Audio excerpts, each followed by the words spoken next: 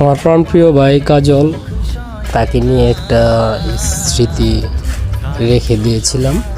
আজকে তার ভিডিওটা পেয়ে অনেক আনন্দিত হলাম এবং তার ভিডিওটা ছাড়ার জন্য নিজেকে অনেক গর্ববোধ করছি। সকলেই আমাদের পাশে থাকবেন, আমাদের জন্য দোয়া করবেন। আমরা যেন বরাবরই আপনাদের মাঝে পুনরায় আগের মতো সুন্দরভাবে একটা পরিবেশ সৃষ্টি করে আপনাদের মাঝে চলে আসতে পারি। আপনাদের ভালোবাসা নিয়ে আমরা এগিয়ে যেতে চাই।